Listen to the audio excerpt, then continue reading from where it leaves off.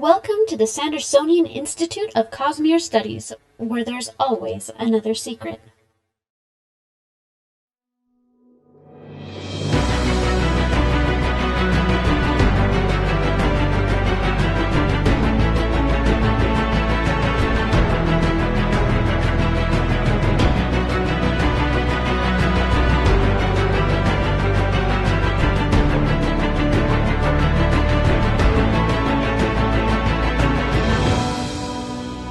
Welcome back, Sixers, to another episode of the Sandersonian Institute of Cosmere Studies. This is episode 146. Today is October 9th, 2023.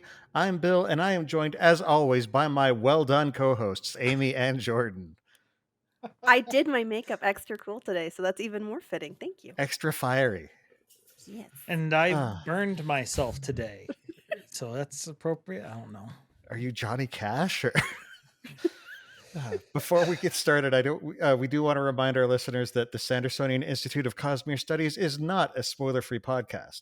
That means that if there is something in the Cosmere you haven't read and are worried about hearing spoilers, you might want to go read those first, then come back and join the discussion. That is very, very, very, very true tonight, because tonight we are talking about yet another new Brandon Sanderson book. That's right, the fourth and final of the secret projects is out. The Sunlit Man. For anyone who's listening live, that's a day before it's officially being used by Dragonsteel. But if you're listening to it after the fact, that has been adopted publicly by Dragonsteel. So, yes, Secret Project 4, The Sunlit Man, and oh my gosh, there are Cosmere spoilers galore here. So, again, if you're avoiding spoilers, these are ones. This is one you'll want to read the book.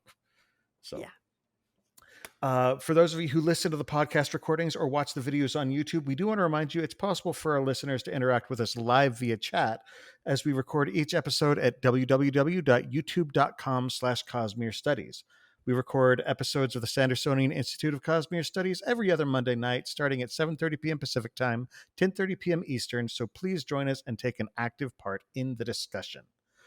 The show is made possible by the support of our listeners and patrons. It will, of course, continue to be free, but if you want to help us out, head over to patreon.com/Cosmere Studies.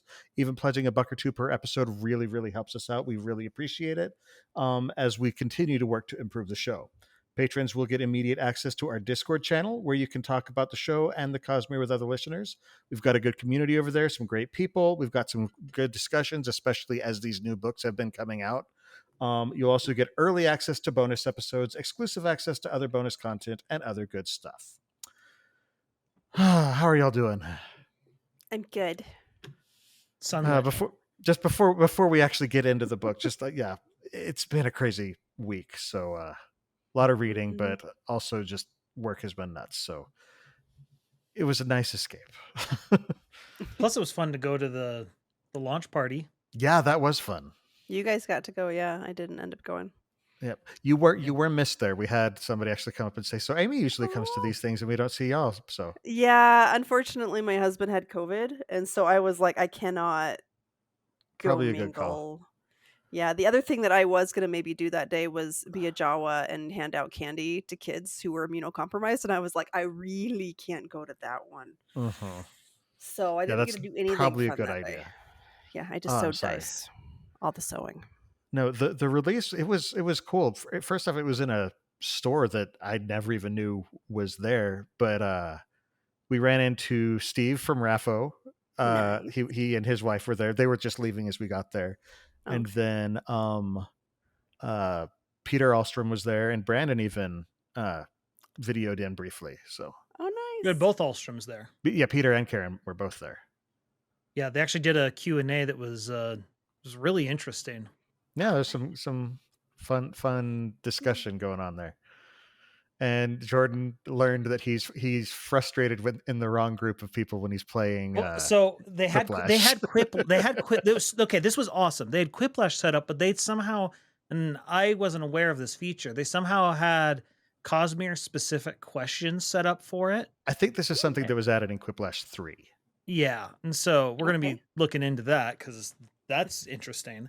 But No, and so I was playing it, and I would hear people laugh at the jokes I put in, but then I'd lose, and I couldn't figure it out. And then I realized, oh crap, I'm really popular with the people who are too lazy to sign up to actually play. Oh.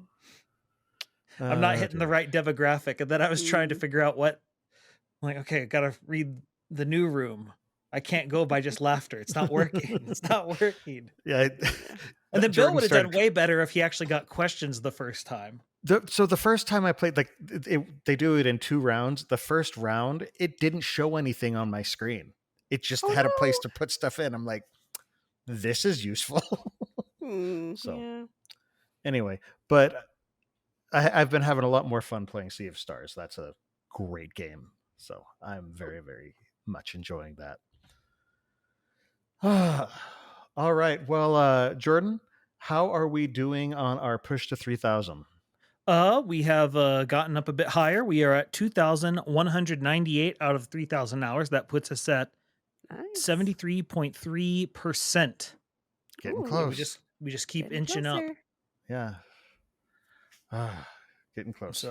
So yeah, if you guys just keep those streams running. Yeah, it's helpful. Appreciate it. We appreciate it. All right, well, let's move right into the Cosmere Thing of the Week. All right, Jordan, what do we got this week? This is titled "Design Can Be a Samurai." This is by, I'm hoping I'm saying this right, Zadrinz, who is doing Cosmere Inktober. This is their day 8 submission. I don't know why, she can be a samurai. I don't see any reason she can't be, but yeah, why not? But my favorite is the top comment on the Reddit where this was posted was, "I like her cosigns." Wow. Her tracts of land, as it were. Hey, she's the one who made the joke. She did. That's a great picture, though. I love design as a character. Somebody actually posted in Reddit a thread. It was saying who are the Brandon has mentioned that 2 of the most terrifying pairings in the Cosmere are Zeth and Nightblood, and they said, who would your most terrifying pairings be? And mine was Hoyt in design, because oh my gosh, there's just so much that can go wrong there. Yeah. Or right, she used him as a coat rack. She did. Fair enough. She made good use of him at the time, No, I love that pair. It makes me very happy. All right. Well, let's move into Sanderson news. So as of last week, Stormlight 5 was at 78%, which means it's probably at 80% this week. He's been going up about 2% increments. Skyward Legacy, and he says he's probably expecting to finish around December. Skyward Legacy is at 40%. All of the books for Secret Project number 4 are in on time and already shipping out. I know that some people have already received theirs. My co-host on my other podcast, Dylan, has already got his, and I'm insanely jealous. So, and I've noticed Amy's been getting her books before I do, so she'll probably get hers sooner than I haven't heard yet, so we'll see. Mm-hmm. I'm sure I'll be squeeing about it when I do. Oh, of course. It's so pretty. So Dragonsteel 2023, that is right around the corner, and I'm getting nervous and excited, and hopefully there are some of you who will be in town that will get to see. It was great seeing people last year, so I'd love to see some more listeners this year. But their merch is available for pre-sale on the website. If you got a VIP ticket, you've already got the merch bundle, so don't worry about it. But if not, they've got like shirts and other swag and stuff. So yeah. Let's see. On Thursday, November 16th at 7 p.m. Eastern, there is going to be a Barnes & Noble digital event for the release of Defiant, which I find interesting because that's before Dragonsteel, which is when I thought the book was coming out. So yeah, I don't know. Weird. I don't know. But he said it's probably going to be a Q&A type thing about the thing. It is a ticketed event, so you need to go to Barnes & Noble, I think, to find out about getting a ticket. So he's going to remote in, I think, to a lot of different locations or something. Oh, okay. I think is what's going on. I'm not sure exactly how it works. There's probably more information on his website or on the most recent weekly update. There's a link to find out more about it in the description there, so you should go check that out. And then the last little bit of news is The Reckoners is getting the paperback editions are getting a box set. Oh, really? So yeah, so that'll come out on October 10th, which is tomorrow as of this recording. Yesterday, if you listen the day we come out, and you can figure out the math how long ago it was if you listen later. So yeah. But yeah, lots going on. Lots more to go on. We still got 2 more boxes in the year Sanderson to come, which I'm excited about. But let's talk about what's coming in this month's box. What's in the box? What's in the box? The book. Secret Project number 4, aka oh right, that book we read. Sunlit Man. Okay, initial impressions from like just general impression. I'll just say mine first. This is my favorite of the 4. This is 100% my favorite of the 4 secret projects. I have a hard time picking favorites, like because I like them all for different reasons. I have them fully ranked in my head. Like Frugal Wizard was just fun. Tress was just like it hit that like fairy tale, cute, whimsy kind of thing. Yumi was like Whimsy more was on that planet.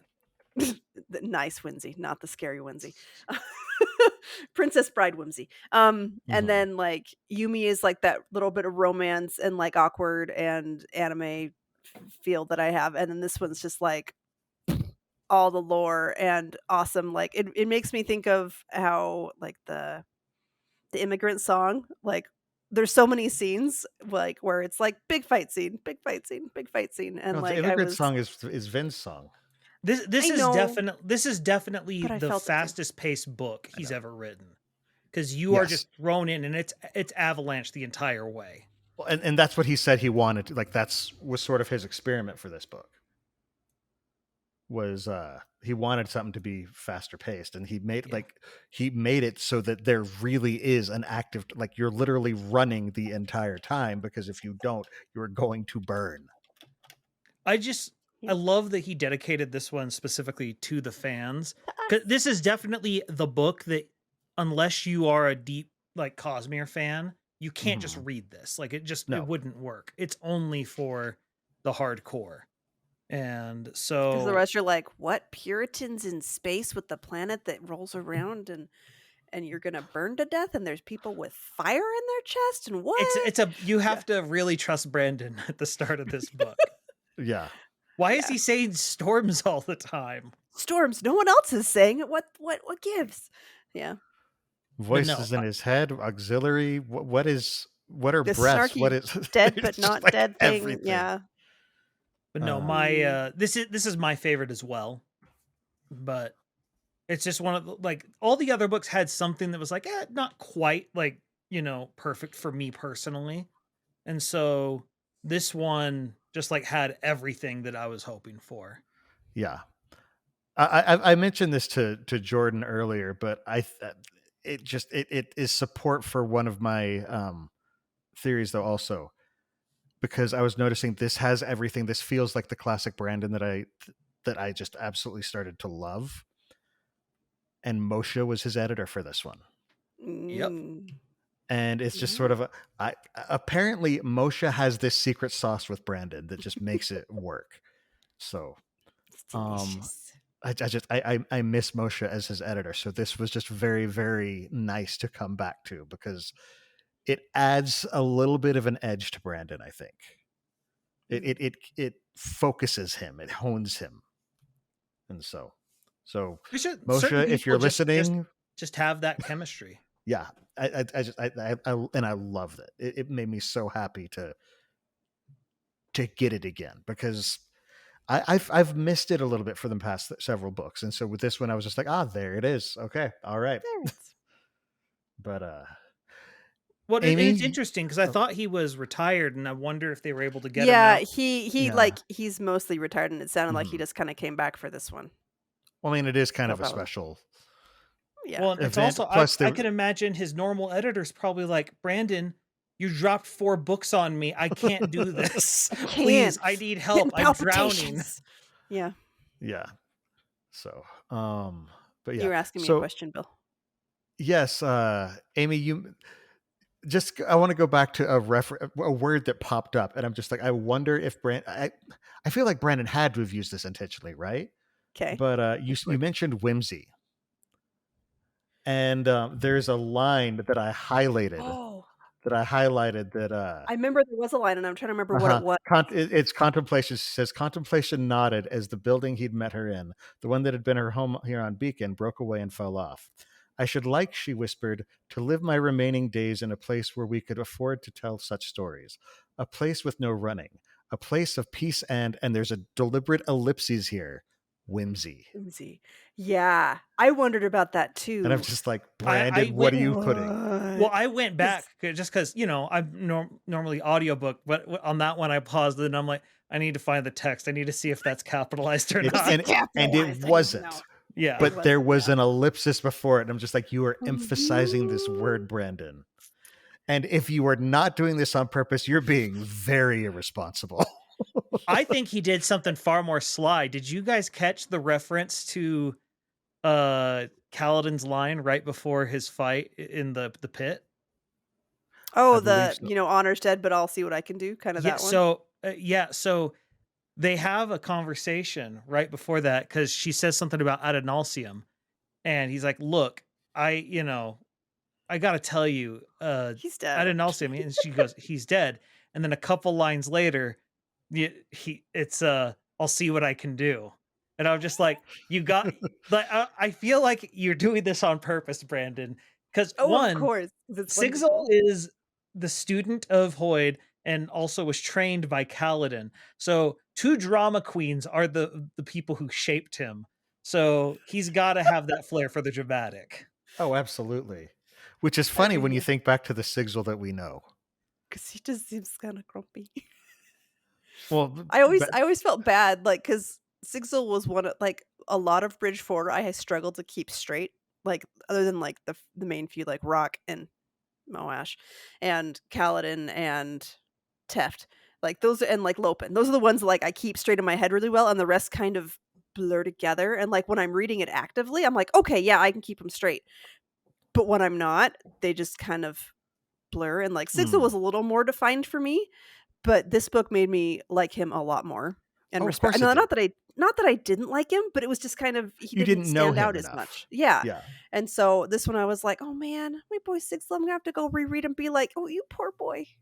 I think Sigel stands out a little bit more in the audiobooks because he's the first Aegis voice we hear. And so is it a different accent? Yes. Yeah, he does. He tries to do a Middle Eastern accent, which I think fits. The Aegis do seem to have a lot of Middle Eastern feel, but it was kind of distracting. So I forget the name of who read this book, but it was funny because we don't have that accent for it's not there. Sigel, but he gave it to Ox. Sort of has that kind of accent, and so it distracted me a little bit. I had a few just like thought, like I really liked the basic narration. I had some thoughts on the choices that the narrator made in the audiobook. Just like for certain voices. For example, Ox is supposed to be monotone, almost robotic. Like that's how I did in my head. And instead it feels like he actually gave him more inflection. When he gave him the accent, he also added more inflection. More see, I thought he did a good job of keeping it completely like keeping the accent but completely dead. I liked it. I didn't feel that at all. I felt like there was a lot of inflection that he added in. The other thing was his voice for the Cinder King. I just disagree with this decision. He sounded like Heath Ledger's Joker. Oh, really? Yes. That's interesting. No, I didn't get Heath Ledger's Joker, but it's in the same register. But that's also, I've done deep dives on that specific version of that Joker, so I might be overanalyzing that part. But the thing that I loved was, in my head, the reason he sounded like that was because it wasn't how he actually sounded. That's just the voice that Sigel sort of hears whenever he opens his mouth. He's just like, ah. Just he hears the slime coming off of him. And he did feel oily, but he I feel like there should have just been a bit more intimidating, because he sounded geeky to me. I kind of like that. I like the idea of what he was going for, or what I think he was going for. Not the execution. I like the idea of going for a bit of a not what you expect voice for it. That he is sort of a slimy schemer rather than someone powerful. Now, almost all like that said, Vicini and Princess Bride, that like he's the little guy in the group. Well, not that the Cinder King isn't, but like kind of that same feel to it, maybe. Now, all of that said, I think he did a phenomenal job. I really do think he did an excellent job. Well, 'cause it's picking voices. That's a style thing, and it's just you pick it. And the most important thing is you stay consistent. And he was very consistent. So when the speaker changes, you already know who's speaking. It was very useful. So I thought he did a great job. Yeah, see, I didn't do the audio, so I have no opinion on that. I just have to go by what you guys are saying. But no, the other thing, so just going through, because this one just throws you straight into the action. And I love how cheeky Ox is, despite his inability to emote. Yeah, well, because he does have his personality. He's just that's mostly dead. Yeah. Back to Vicini and Princess Bride. Oh my goodness, this isn't supposed to be the Princess Bride book. That was Trust, yeah, and we're still calling on it. I'm sorry, guys. That's what I keep falling back onto. Oh yeah. No, I did. Oh, I had a thought and now it's wandered off. Oh, I did love that when the Cinder King finally did get taken down, like jumping way ahead plot wise, but we're just talking reactions and stuff. That it was kind of a reverse Vasher. That he didn't give him the power and stun him. He just sucked it all away. And he was like, nope, this is mine. You can burn now. And I was like, guys, let's get him. So I was really excited about that. It's interesting the effect the constant clock this planet has on itself, what that does to the story. And it's even a faster pace because their hours are like a half hour, right? Yeah. Yeah, he said. Which is tricky. Like, I'm like, oh no, you're making the math more complicated that I always have to keep converting it. It was very interesting what he did for this society. Like the idea that trying to get into whatever they're doing with the chorus and all that's there. But the fact that they have something that can understand complicated things and fabricate parts, so they themselves don't actually know how to do it because it does that. It's actually very similar to our society. None of us know how to make anything complicated because we have a ready-made way to get things made for us. But we know how to operate it very well because we have a lot of experience with it. And then on top of it, there's never quite the need to go figure out how it actually works. And there's always the need for something more urgent because they're always on a deadline. Yep. Their lives are a deadline right there. They've invented a society that is highly capable, but not very inventive, which I thought was a very fascinating thing, along with all their weird names. And then Sigel has to step in and be like, okay, well, let's engineer things. Okay, we're pulling on a long time ago. Well, and it's just one of those things you stop and think, how did they get here? How did they end up here with these ships in this situation? Like, because I want to know, why did they end up here? I would think it'd be a case of you get there and you'd say, you know what? We probably need to keep looking. This is not a good place to pause because you can't pause. You literally can't pause. But I love the idea of this modular society that everything hooks up to everything else because they always have to be ready to split off and do something else and adjust. And they live in a Lego city. Yeah. Yeah, they do. And I mean, just the reliance on everybody and how small the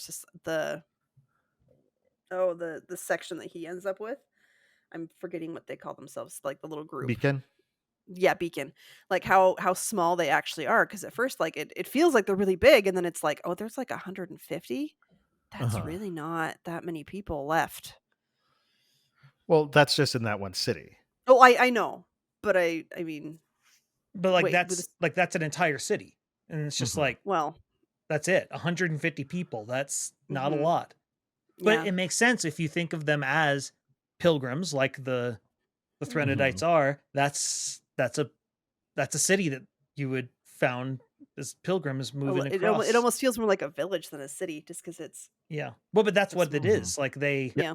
it'd be about 100 people, and they set up, and they then just like they just tough it out. Like that is the pilgrim mindset. Like, you know, you go to like the settlers at Plymouth Rock, they just settled wherever they landed, and they're just like, well, we got to make it work here. Let's get to work. We're just gonna do it. Yeah. And he does a good job of taking like the inspiration that he clearly went for and adapting it to his world. Yep. Well, and he, you know, Brandon mentioned that one of the inspirations for this was classic westerns, and it was like, this is Brandon's Magnificent Seven, except that it's Sigel, the Magnificent Sigel. Yeah, that's true. I didn't think where about it's that. just, you have the lone gunslinger who wanders into town where there's a city that's besieged by bandits, and he needs to help them, and then has to ride off into the sunset, literally into the sunset. Yes. Part of me wonders if that was actually where this world came from. Well, there was also, he literally came in on the sunrise and left on the sunset. Yeah, there he rode off into the sunset. I feel like there was also some other potential references from his podcast, and I'm blanking on it, but I know they're like, he's talked about intentionally. Intentionally blank. Like he's had some, like they've brainstormed some bad story ideas, and I wonder if this one built off of one of those. I feel like it did, but I can't place it exactly. But no, I know we talked about Burrito World, but that's totally different. So yeah, but what I love one that he's like, do you guys have any spices? Because he's from Roshar, like, he's used to men's food, and he wants something way spicy. And they're like, and nobody has it. Like, he's like, okay, spicy. What is spicy? And he's like he actually says that at one point, because I think it was, maybe he was talking to Zeal or Jeffrey, I can't remember which. Yeah, and he's like, can I get you something to eat? Yeah, and he's like, and could you add some spice? He's like, he looked at him as if like the word didn't quite translate. Yeah, like, make it as spicy as possible. No. And he's like, what? It's like, never mind. Never, just food. Food's well, fine. And let's be real, they're a bunch of survivors. I doubt they've exactly developed their cuisine. Yeah, it's kind of a you eat to survive, not eat to. Well, and they sleep in just like naps, because they can't just lay down. Oof. Yeah, I mean, you'd have to have like different shifts of people staying awake if there was not the threat of the Cinder King coming at you. Yeah, it's like things were not good before the Cinder King. And that's the thing, is like, you know, Sigel jets off at the end of this. They're still running from the sun. But I mean, at least they know they don't have to keep killing. Right. The Beatles song is suddenly a lot more ominous. Here comes the sun. I had the same thought. I was actually tempted to start off the episode with that. I was just like, put it into a minor key, like sort of creepy instrumentation. It's all right. Oh man. Meanwhile, there's just people crying in the background. Yeah. Oh man. Oh. No. What did you guys think of like Rebecca and Elegy? I liked them. I thought it was a very interesting. I love that we never got to see old Elegy. I did too. So that we're always in the same frame as the same frame of reference that Elegy is in. That's true. Like, yeah. We all learn about the legend of Elegy. Yeah. And meanwhile, she's just like, I don't know who this person is. The what? Legend. But no, I thought it was a really cool two sides of a coin look, where because you have these two sisters who play different roles, who one kind of has to step into her sister's role while the sister is still there but isn't who she was before. Yeah. It's also a very interesting play on amnesia, a lot of shows try Amnesia and do it so badly.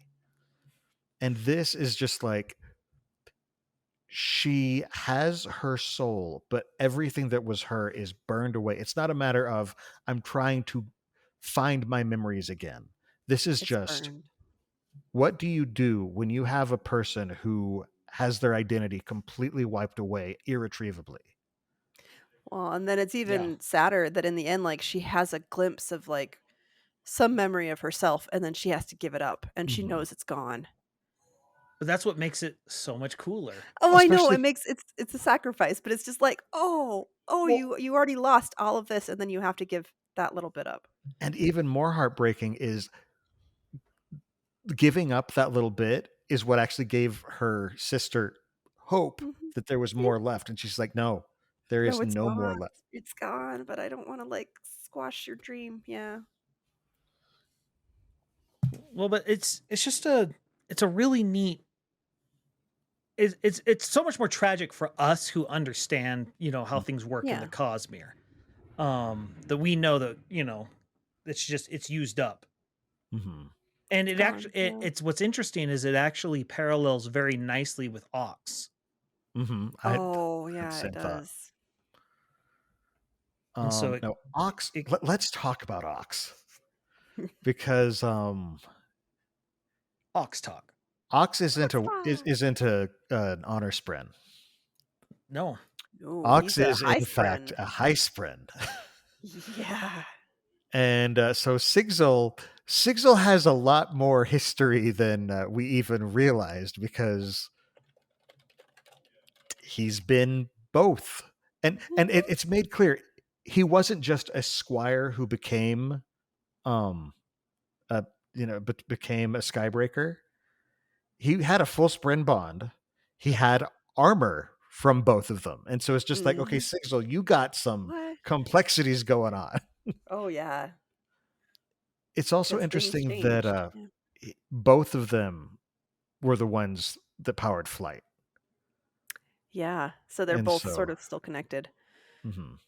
Did we ever find out the name of his honor sprint? His No, we honor still sprint, don't I know don't it. think we have. No. Okay, yeah, because Josh and I were talking about it, and I was like, I don't think we ever got its name. We got like Tefts and stuff, and Lopins and Huyos and stuff, but not Sigils. Sigils. Well, and that's the other question. We have Ox. What happened to his honor sprint? Yeah. We've seen one honor sprint get axed. Yeah. I have a But, feeling he won't go armor, to that well again. But Yeah. But it's just like, what happened? It's just Big gap that we so don't many know. questions. well, and I I don't know that love we're gonna get the answered. I love the fact that he always calls himself the hero and that he's his noble squire. This is And Noble it's Squire. it's this constant joke, and it's like, you're my valet. Because he's Because having you to carry carry him it around. everywhere. Yeah. Yeah, he carries him around everywhere. And so it's like I just remember when we first got it, we were all very confused by the We're like, squire thing. "What?" It's like, how can you be a squire to his friend? And then you find out, no, he developed a sense of humor before he lost most of who he was. Yeah. And so he's making the joke. Mm-hmm. We still don't know what high spren are as far as like what they're supposed to represent. We know that they look like rips in reality. Yeah. It's like into a cosmic space. Mm-hmm. But we don't really see. We didn't see any drawings of them because we didn't see them in the cognitive No, realm. we've seen them. Yeah, We have. did. Yeah, Shalon has a in- drawing of in- them. Yeah, there's a bunch of Shalon drawings. What did it look? Shoot, what? It's just a silhouette of a person. If the silhouette was made of like what you look in the that's sky. right, and like the star pattern kind of inside of Yes. them. Okay, There's I like forgot. a star field right. behind this. Okay. Okay. No, I've forgotten. Well, but so I love how Ox is still trying to get him to build up. Uh-huh. And even though he forsook his oaths and stuff like that, he is trying to still get him to improve. And I love like when we finally get to Ox's sacrifice, which was one of those inevitable things that as soon as he said he could do it, you're like, well, you're done. Yeah. No, I was like, no, I don't want it. Don't want it. But his whole thing, it's like, you forsook your oaths. I didn't. 'Cause I'd never thought of the Spren side of it, that they're taking an oath as well to improve and to become more than what they were. And he's just like, you can't stop me from doing this because this is my choice. It's my growth, my choice. Yeah. But that said, as soon as it happens, you're just like, I would not want to be whatever is in his way right now. Nope. And then he comes out of the out with his armor literally like burning, like he is some sort of like demon from hell. It just lands. And that, talk about immigrant song. It just starts going to town on Chard. Right. And again, his armor is made up of both orders. Like, so there's some wind spren and some whatever high spren, the high whatever their armor spren are. Yeah, we don't know.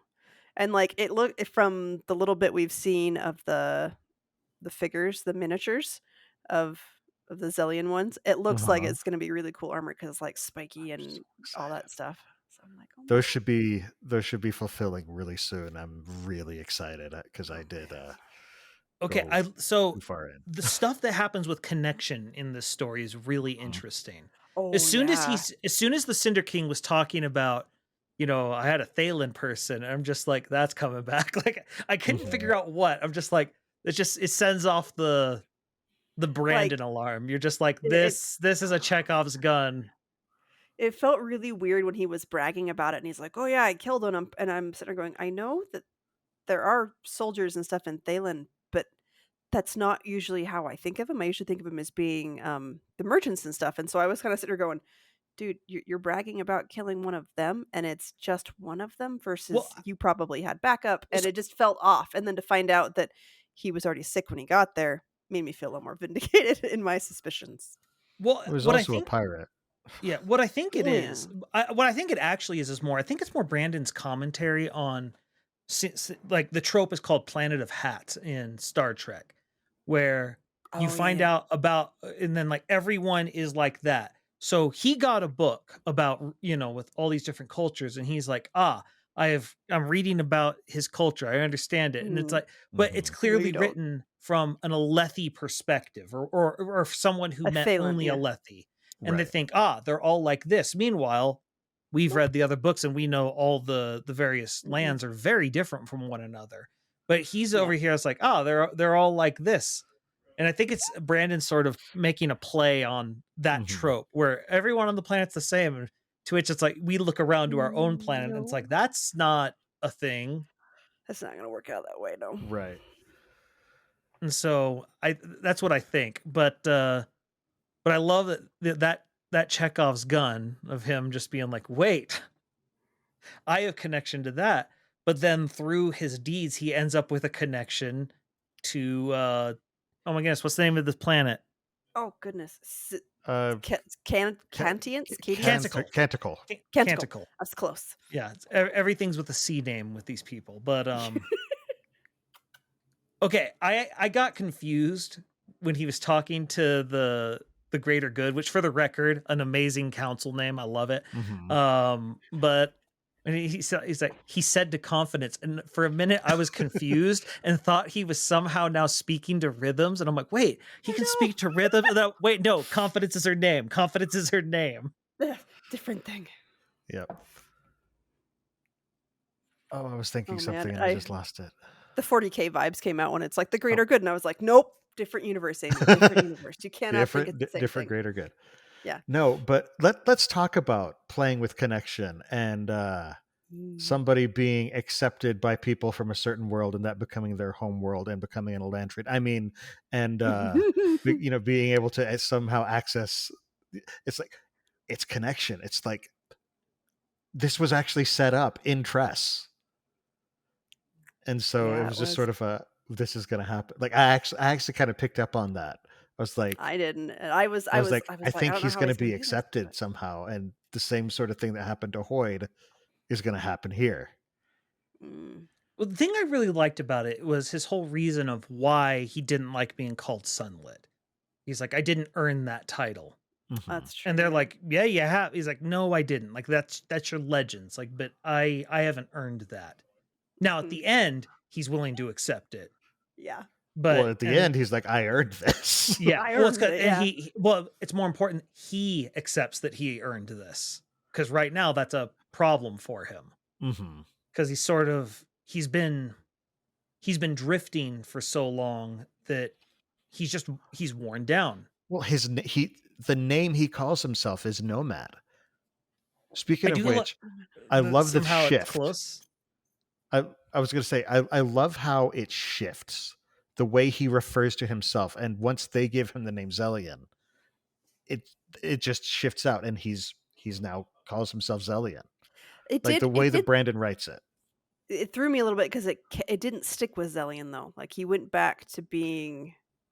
And I think that was intentional. He went back to being Nomad. And it just threw me. I need to reread because that that's part. when he would. That's when he had abandoned. Like when he went back when he went into the Scadrian ship, he started calling himself Nomad again. That's right. I forgot about that. And because he's like, Zellian was the name that these people gave him, and he had abandoned them. He abandoned them, and he felt bad.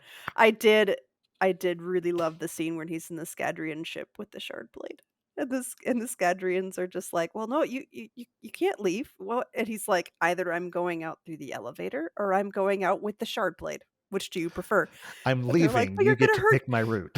He's like, but the ship, you'll hurt the ship. And he's like, yeah, this is your choice. I'm doing one of the two.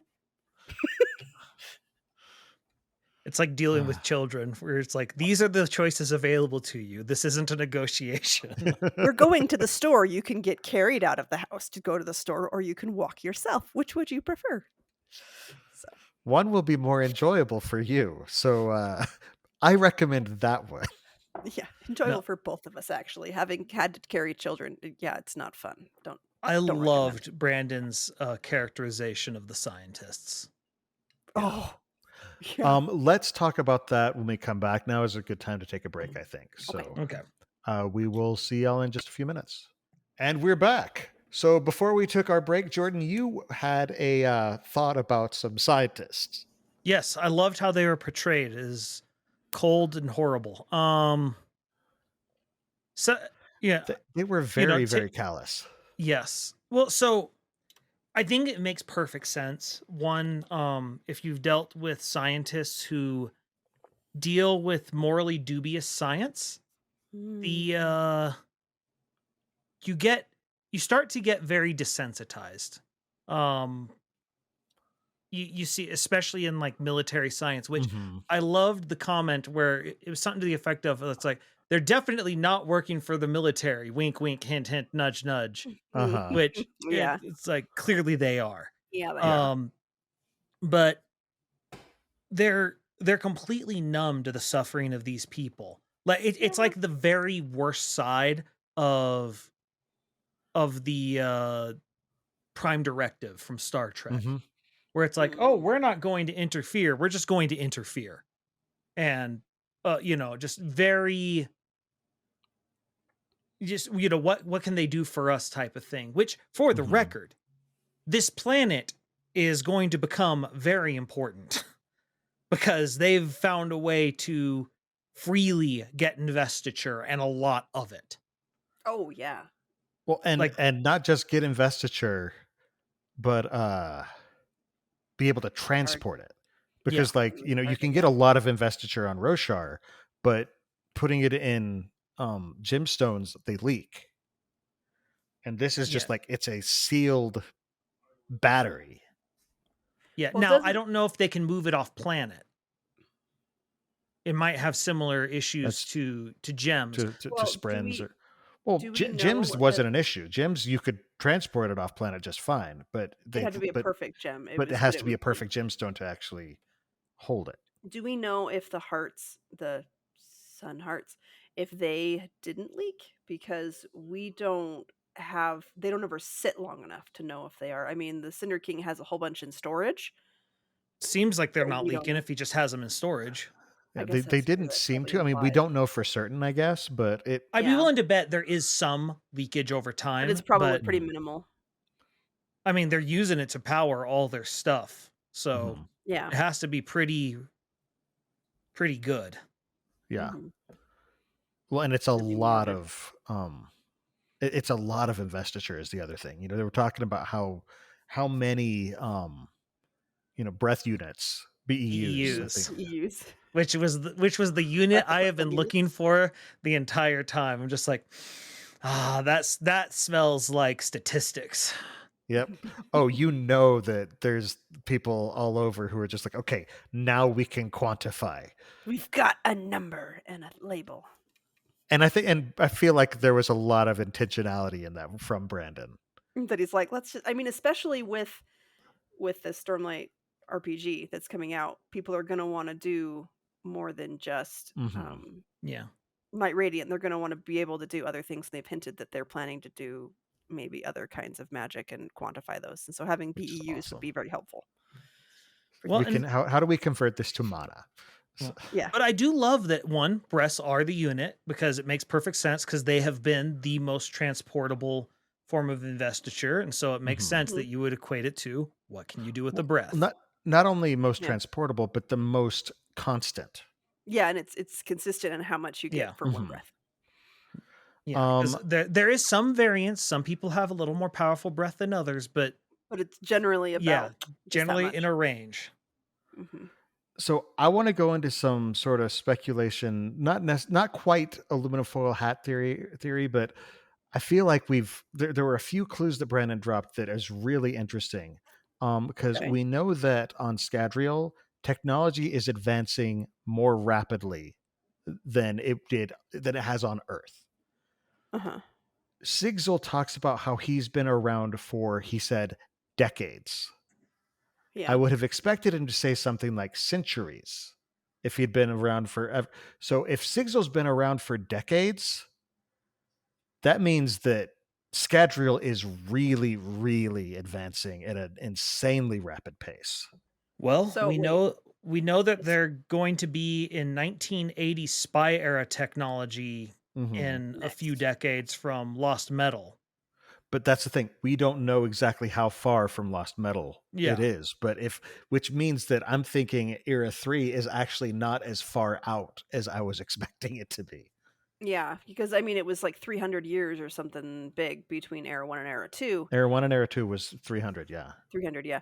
And so I was expecting it to be like 300 years again, but it's apparently really not.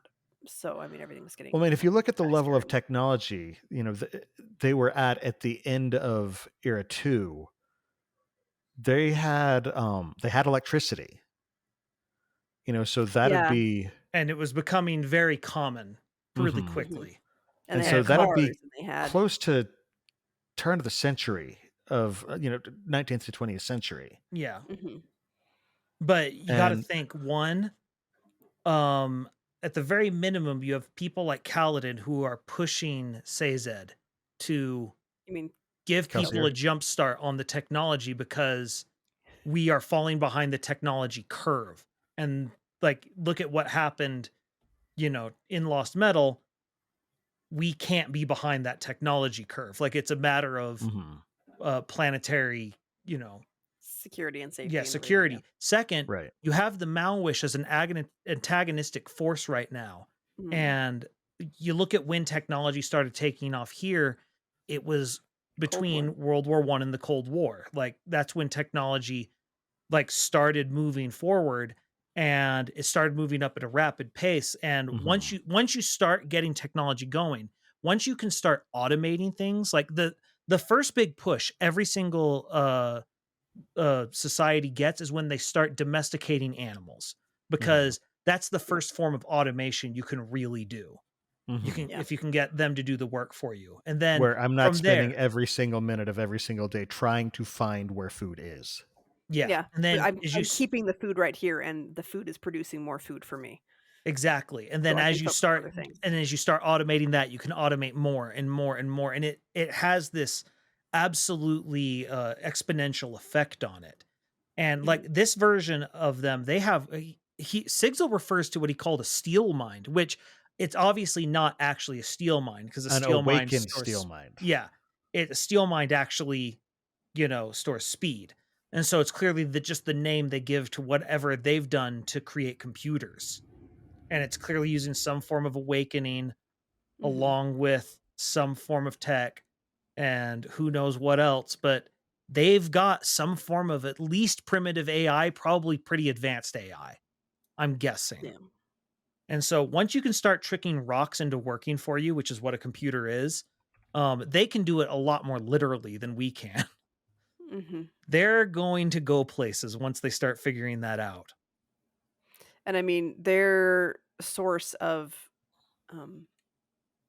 fuel is probably easier to do, especially with the steel pushing and different things like that. We don't know exactly how they're doing it still, but that's probably easier to use and access and different things compared to what we've had to do, like with the different gases and fuels and Yeah. different Well, things. because they just It's takes time. renewable. It's a very renewable. Like as long as you have someone with time and an unkeyed metal mind, you can start storing a trait to use for whatever you need. Now, how these things work, who knows?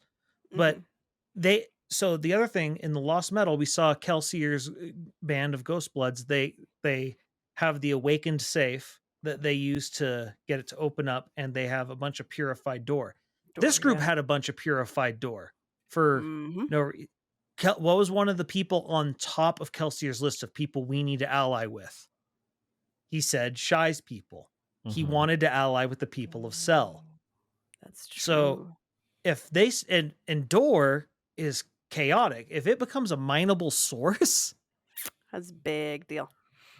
Well, especially because it's essentially not just a mineable source, it's almost an infinite source of raw energy.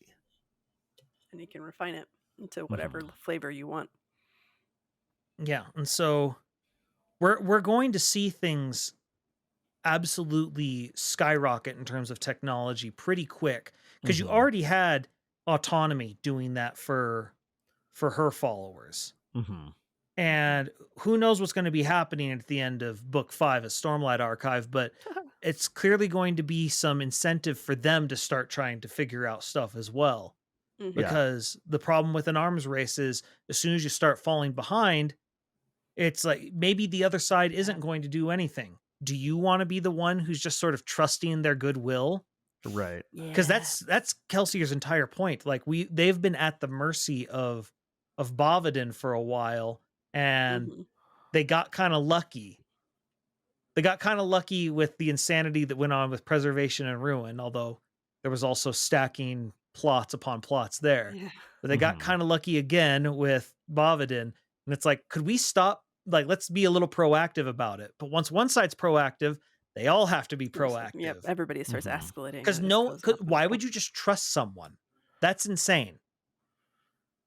Well, especially when it's somebody that you've already been in competition with. Yeah. Yep.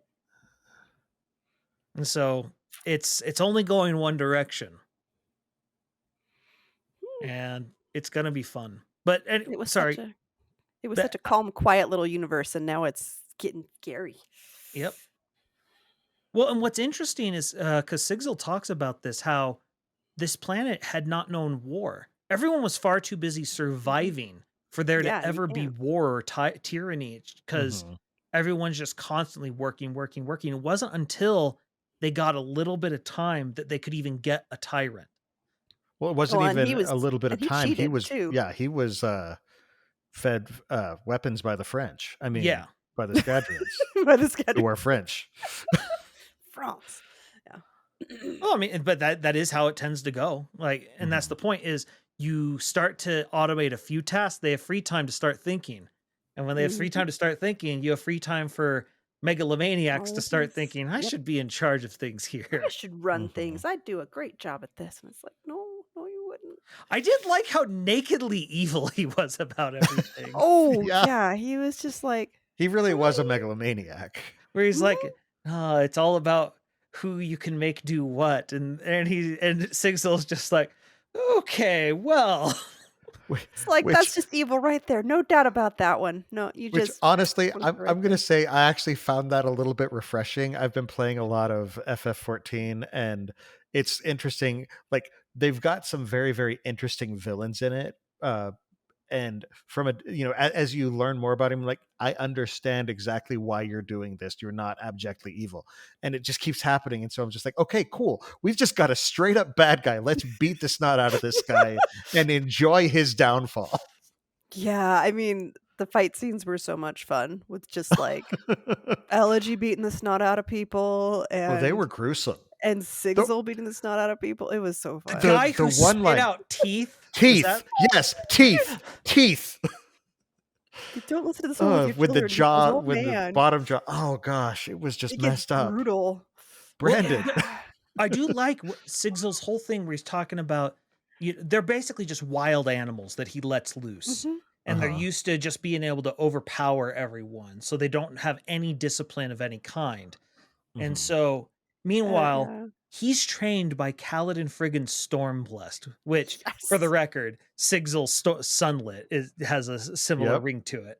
Oh, but, it does. You're right. Well, and he makes that reference. He talks about how like you're given names that you don't necessarily want, but it's a symbol that people need. He's like, a wise man taught me that. I'm just like, I know who that wise man was. Yep. Yeah.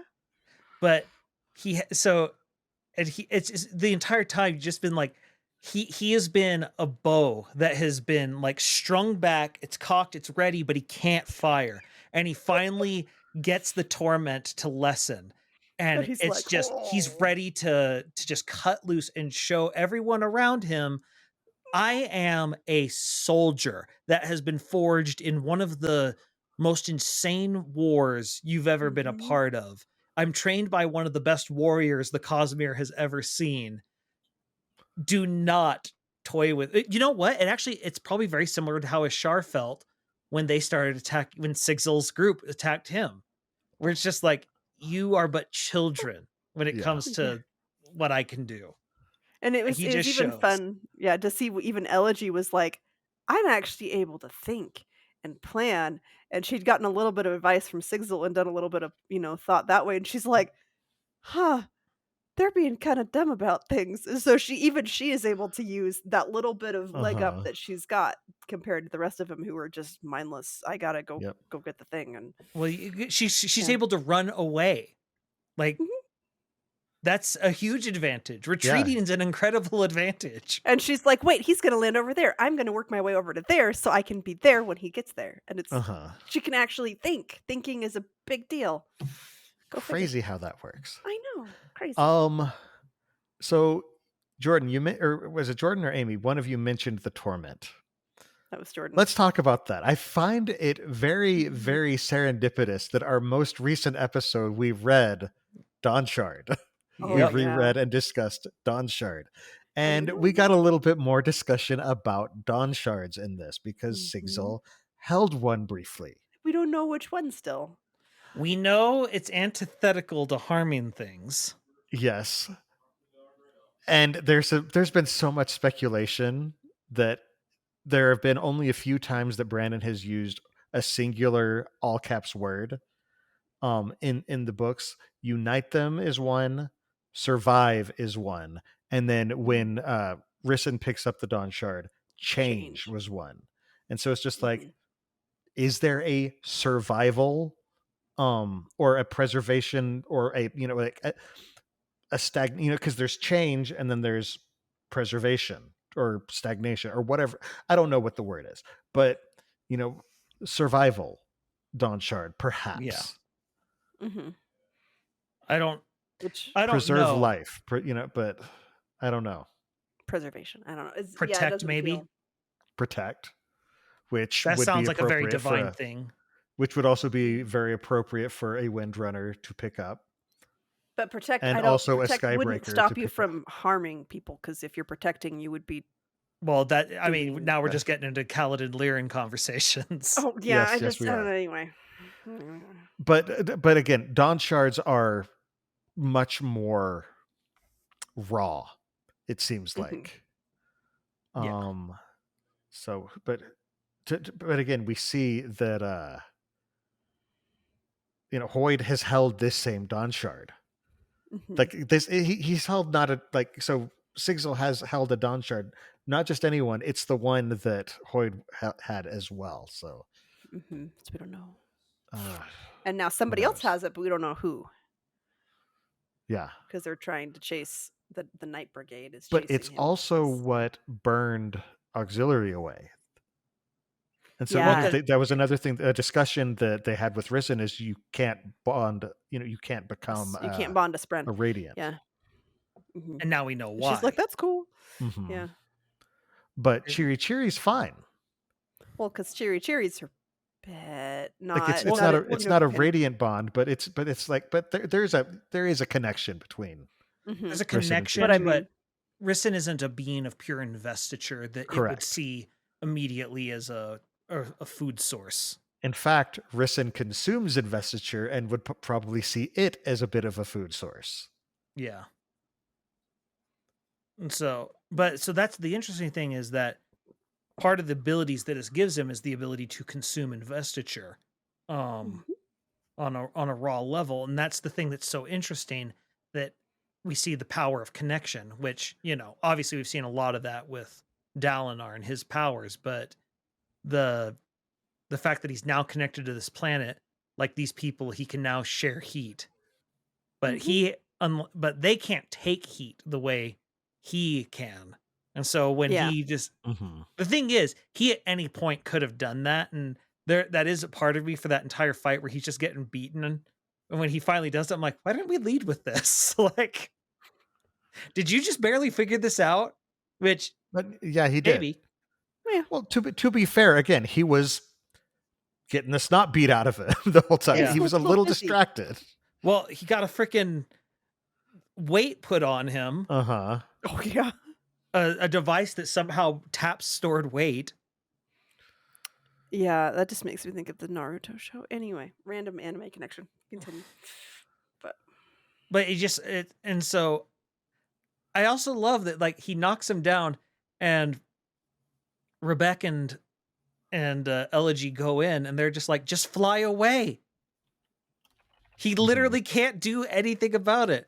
Well, what about the Charred? The ones we just walked by freely? Yeah, those ones, yeah. Yeah.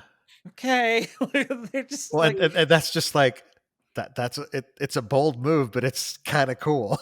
Just leave him. What's he gonna do? Because he has built up this legend about himself, sort of like the Lord Ruler did, except that the Lord Ruler could back it up. Yeah. This guy, he's really, really, really strong, and he can command the Charred. Those are his abilities. The Lord Ruler is one of the most powerful beings to ever exist in the Cosmere. This guy's essentially just a brute. Like, in the sense of... No, but I mean, like, in the sense of, like, in Scadrial. Mm-hmm. Like, he's someone who just can store... he just has infinite strength, which is like, yeah, that's really strong, and you can kill anyone you want if you can touch them. But in the hierarchy of invested beings, that's not that powerful. Like, he is physically powerful, but I don't know. It's just sort of... It's like it's what makes it so interesting for Sigel, because to Sigel, this guy looks so small. But due to the circumstances, he can't just end him the way he wants to. Mm-hmm. No, and so I don't know. It's very interesting to watch someone who has all this capability, but either is being held back or has to hold back for some reason. It's not a story that we get a lot of with Brandon. Yeah. But yeah, it's one of those... The other thing that was very interesting about the Cinder King and his empire was, I loved, like, he had this lottery, for who has to go out and bake in the sun.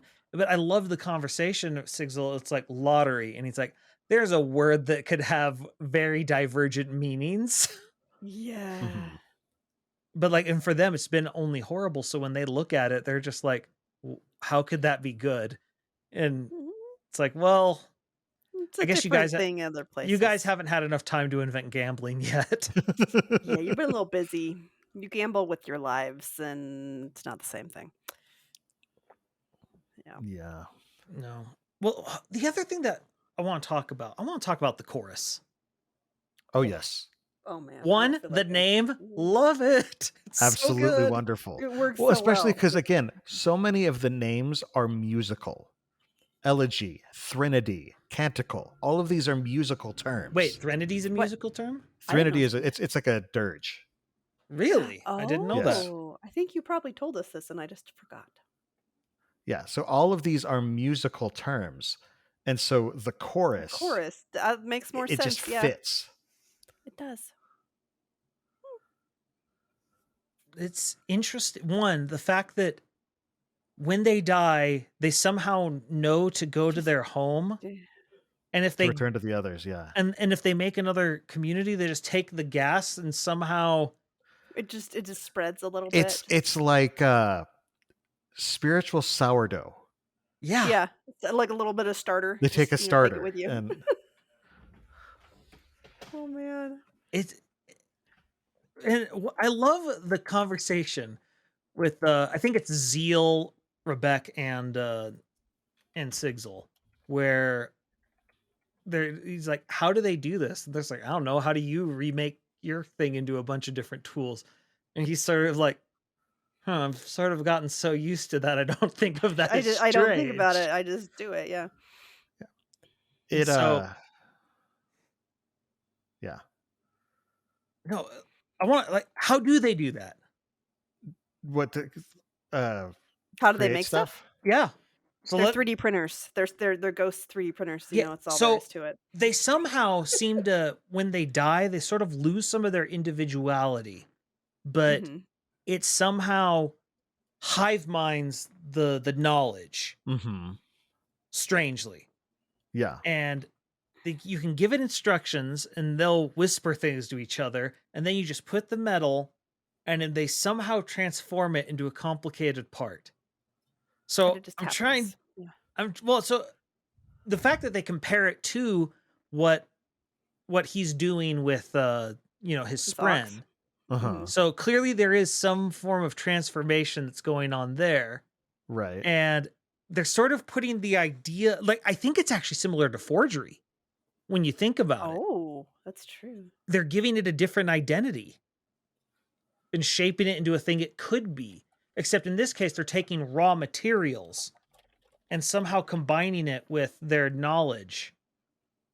Mhm. I keep wondering if they're connecting to either just like some knowledge that's just out there in the cognitive realm somewhere, or if they're pulling it from people who are in the cognitive realm or something, or if Well, that's I think how they're pulling doing it from the knowledge base of the spirit, because apparently these are some of the oldest, like the original people who got there.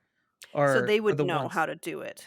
Yeah, and They so, would but know it better. seems they've lost their personality in the process. Like it's sort of Mhm. almost like a Borg hive mind that Yeah. it all Yeah, sort I of could see that. goes in, which is So- what the stuff with their souls is just so messed up. So would you say they're soul casters? Kind of, yeah. Oh, Because Pretty good.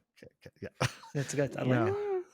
No, But you know what it actually reminds me of, though, which is non-Cosmere but still Brandon, is the fabricators in Skyward, Oh, that's true. where they don't really know how it works, but they know to feed it materials, and they have schematics that are inside of the computers that can create the things that they need. yeah. I don't know. It's Again, they're relying ve- on the knowledge of course- the people who came before in Mm. this, in a much more literal sense. Yeah. I also wonder, so we got a little bit of information about Threnody this time that we didn't get before. Where Sigel talks about the evil a little bit. Oh, Mhm. yeah. The way he describes it, and this is now my new tinfoil hat theory of the evil. Aluminum. Yeah. He describes it in a way that almost sounds like an unmade. And part of me is wondering, because we know ambition was the first target that Odium went after, which makes sense. Mhm. What's the biggest threat? An ambitious shard. Which, And he for was, the record, and he was we've splintered over Threnody. yeah, and Yeah. it clearly messed things up. And this would have been his first time splintering something. Part of me wonders if this was his first attempt at an unmade, and that's what the evil kind of is. It's like a raw, like unpracticed Unmade. First try. Where it's the version of Unmade where it was, throwing, crap at the wall and see what sticks. And he got something that wasn't very useful. I mean, look what it did to the people. Like their souls now die in this weird way and don't move on the way they're supposed to. Then he goes over to Cell and he kills Devotion and Dominion. And he's like tries to shove their spiritual essence into the cognitive realm, and he just creates this storm. Yeah. And so I don't know. It's one of those things where I wonder. Was Ambition the first one that was splintered, or the first one that he targeted? But because I thought that he took out. I thought Ambition was first. Okay, I can't remember because I'll go look, but I thought because I was thinking that the first that he splintered was Devotion and Dominion because he didn't really know what to do, and that's why he stuffed them into the cognitive realm. Or maybe I'm remembering it wrong. I'll look, but either way, my theory was it's now this is the alpha version of an Unmade. Thanks for that. The alpha version, nice. Alpha beta. So the Coppermind saying Dominion, Devotion, Ambition. It's not specifying that was the order though, but I don't know for sure. But I mean, the fact that it's listed that way makes me wonder if that's the order it was. Okay, I'm finding. I think Ambition was running away. Okay, here's what it says in the Coppermind. Odium went after one of his fellow shards, Ambition, as he felt most threatened by her intent. However, before he could find her, he located two other shards, Devotion and Dominion, in the Cellar system. Because they settled together, Odium attacked them since he could argue they were breaking the agreement the vessels made. That's so it what sounds I thought. They're more an attack of opportunity. Mm-hmm. Yeah. And then, what to do with the body? Let's stuff it in the cognitive realm. Shove it in there. That'll be fine. No one will notice. But he's figuring it out. I don't know. But that's my theory now. Is the evil is proto Unmade, and he did not like the results. Mm-hmm. No. But yeah, oh gosh, so good. Oh, the other thing I want to talk about, I just forgot. I loved the scene where they're going to attack the Cinder King ship, and they're just going to try and steal the Sun Hearts right from under him. We meet Zeal's team. First of all, I love Zeal's team. Like I love the gallows humor they have. And at first he's like, this is kind of weird. And then he realizes these are people who stare death every single day. Every day. This is this day is no different from every other day for them. This isn't unusual.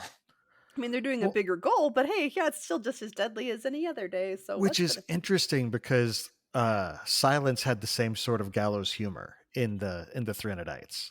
Yeah, they face death every day as well in a completely different way. Every night, yeah, it's like, yep. You could Speaking die. of, I do love the point that Sigel mentions something about hell, and one of them mutters, "Hell is a forest surrounded by spirits." And and I was just like, I was like, there we go. Yep. And Sigel can't help himself be like, well, there's a lot of different opinions on that. Just varies. But I don't know. I love that Zeal, because it's mentioned Zeal's, he's a little person, and I love that he's the one that's able to sneak in. It just reminds me of like Bilbo Baggins in The Hobbit. He's like the it's just he's small. He people just don't notice him, and he's the one who's able to sneak in. Yep, and everybody else is still passed out. Yeah. Yeah, but for the record, his entire crack squad should have been called Zeal Team 6.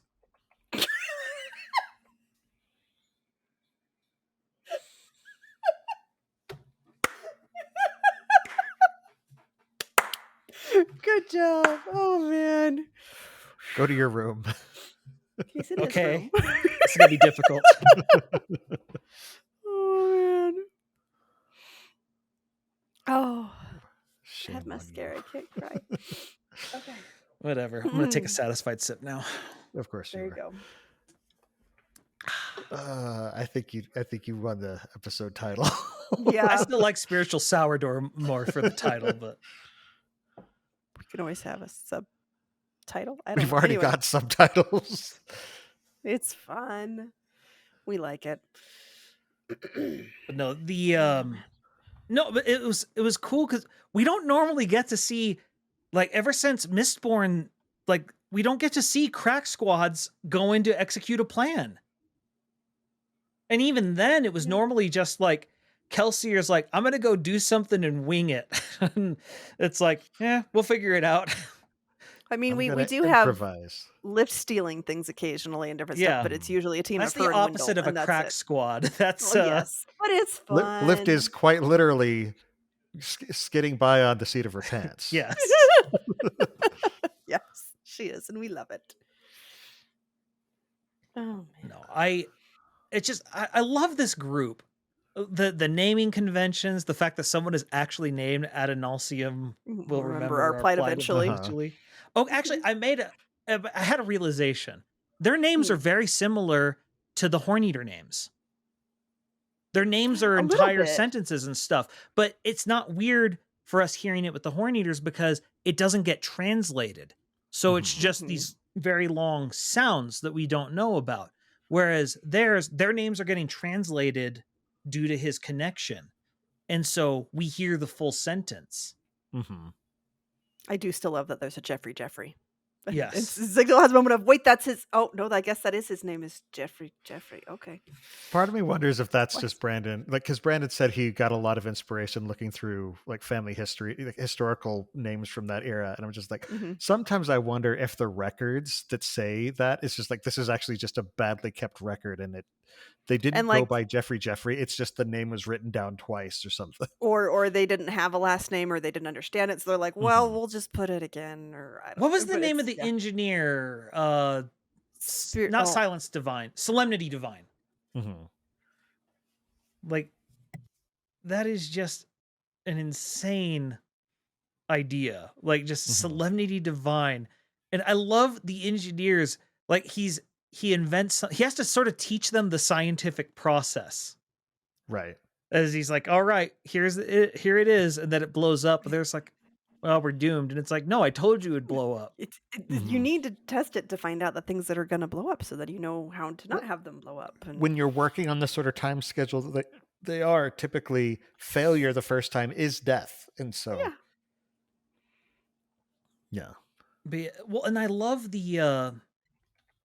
because he does a good job of showing these are people who are untrained. They're not unskilled.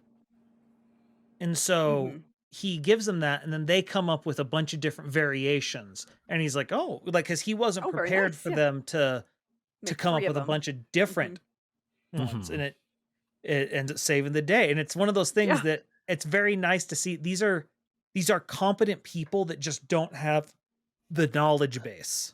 They don't have the time to build that knowledge. Yeah. It's also a theme that Brandon has picked up a couple times because it also happened with Navani.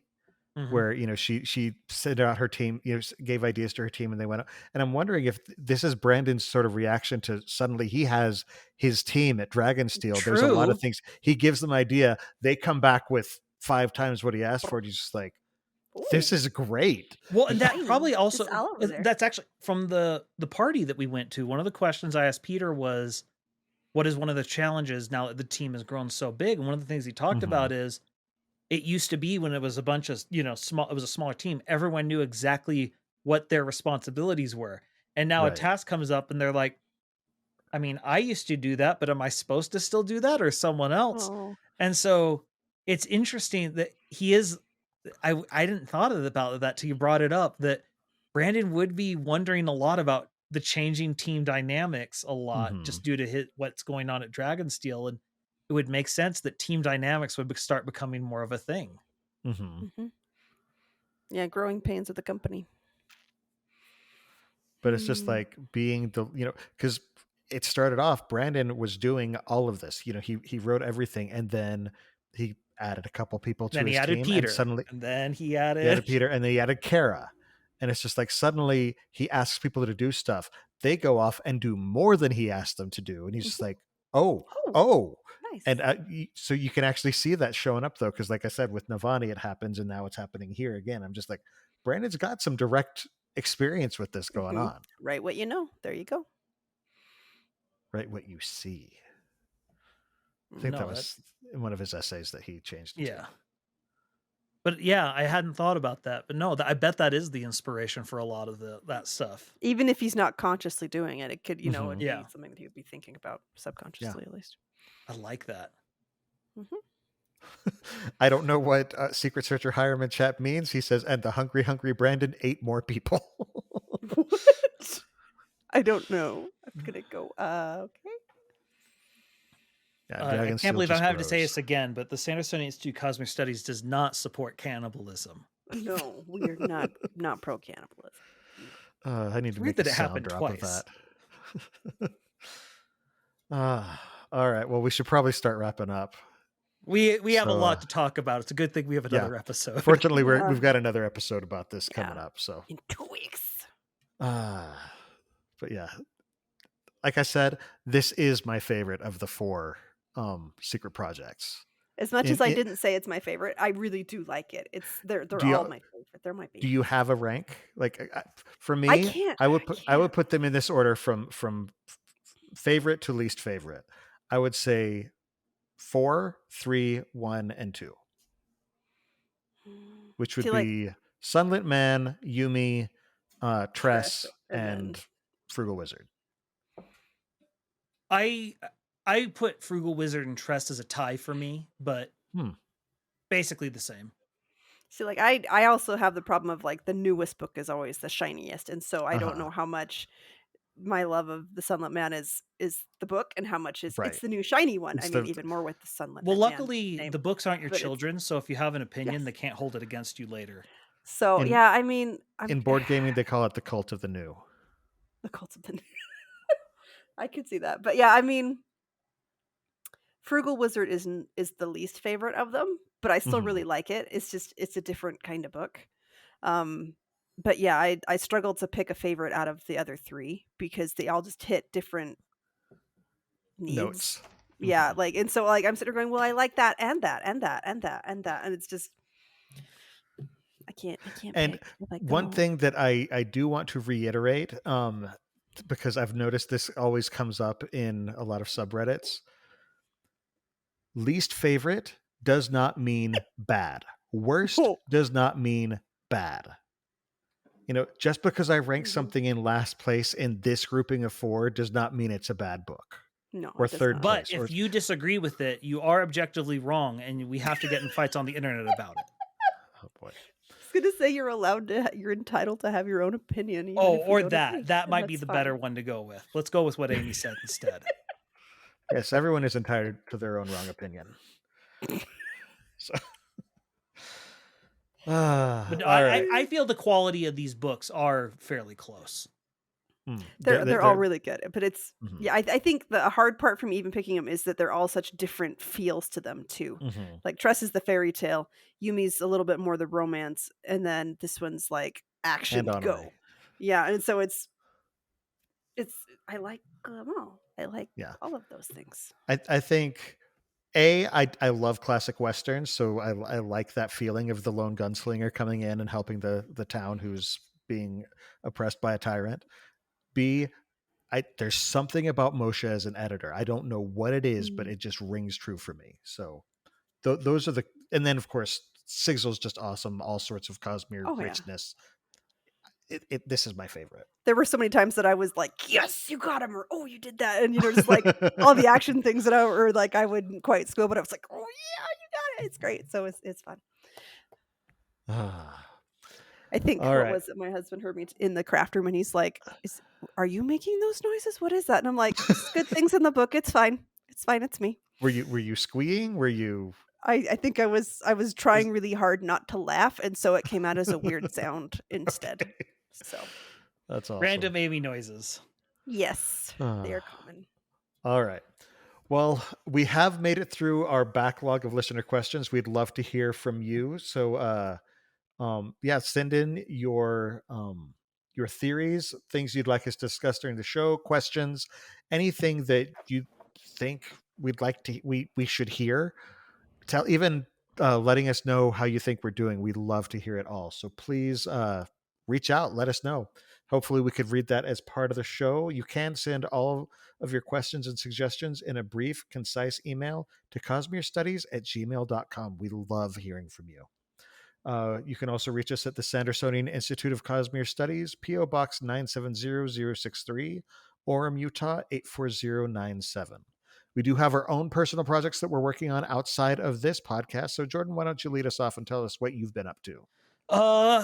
The Amiibomon project, which is where we're doing amiibo combat like Pokemon, is almost done. I am quite proud of it. We've got 8 gym leaders now for the various typings. We've been making art with it, utilizing AI art, which has been it's been an ordeal. I will be starting to use a particular person's left hand as a swear word because it would not render properly, and it was driving me insane. But if you like Pokemon, I definitely think you should show up and see how we do it. I think it's a lot of fun, and I don't know, the viewers have seemed to agreed. So show up. We'd love to have you. It's Splice Stream on YouTube, Kick, Twitch, everywhere. So just show up. We'd love to have you. Sorry, I'm just picturing Jordan staring at a screen and going, by Bowser's left foreclaws. You will. Well, for the record, it's by Frostbite's left hand. It's specifically his left hand would not render. It kept getting extra digits or bending unnaturally or looking like something from a horror movie. One time it randomly rendered a foot on his hand. And I'm just like, why? Why did that happen? Nightmares. Why not? Amy, how about you? What do you got going on? Any nightmare fuel coming through your... No, none of that, thankfully. Good. My Facebook is Coincidence Cosplay and Props. My Twitter is @CoincidenceCosp because my name is too long, but I'm so bad at posting on that particular one. Anyway, my Instagram is @coincidence_cosplay, and my TikTok is @coincidencecosplay. My website is www.coincidencecosplay.com, and it is, I'm really, I know I say this all the time, but I really am going to try and actually make it better soon. Anyway, I have been like sewing dice like a crazy person, and I've been terrible at posting, but I'm going to actually try and post some of the stuff that I've done, and I'm probably going to post about dice. And I don't know what, but I'm doing things. I'm getting ready for Dragonsteel, whatever I'm going to wear. I haven't figured out my second costume. I keep fluctuating on what I'm going to do. Anyway, so I'm going to be probably figuring out what I'm wearing for Dragonsteel. So yeah, I'm just doing stuff and making my children Among Us costumes. So yeah. Sus Indeed. Give me 1 sec. I blanked on something. I'm trying to remember what my most recent episode of The Innkeeper's Table is. I can't remember. Is it not what's in the notes? Is it different? No, it's not what's in the notes. That's the old one. But I do have another podcast with my friend Dylan. We talk about board games. The show is called The Innkeeper's Table, and we post new episodes every other Friday. The most recent episode we did was our top 3 spooky games. Games that will get you in the Halloween spirit. Games that have an element of fright or monsters to them. But typically they were ones that actually have an element of just make you feel like, okay, this is Halloweeny, this is spooky, this is cool. And you'd be surprised in some ways the ways that designers will actually make a game where you're sitting around in a very safe environment, spooky or scary. Because there's some really interesting ways. Candyland. That's just horrifying. Anyway. The artwork is just pure nightmare fuel. Anyway, for those of our listeners who want to support the Sandersonian Institute of Cosmere Studies, but you can't become a patron, we'd love it if you'd let your friends know about the show. Don't forget to subscribe to the podcast, to like and subscribe over on youtube.com/Cosmere Studies. And if you want to toss us a good review wherever you listen to us, we would absolutely love that. Please, we would love to get a good review from you. Also, head over to store.streamelements.com/Cosmere Studies and you can buy our merch. All right, guys, final thoughts. I am so grateful that we have 2 episodes for this book because so many there's things. So much. I realized that like I was gonna wear my Cosmere shirt, which I did, and then I was like, I'm gonna be on theme with my like orange eyeshadow, and I was like, wait, I should be wearing a Puritan outfit if I'm gonna be truly on theme, and I don't own one. Plus and wearing no makeup. And no makeup. So I'm really not going with theme, but I'm going for it anyway. So yeah. Awesome. Well, cool. Yeah, I like I said, I love this book. Actually, I'd like to make a request to the audience. Okay. Leave a comment on the episode today if you're watching on YouTube or when we release it, whatever. What you think your Threnodite name would be?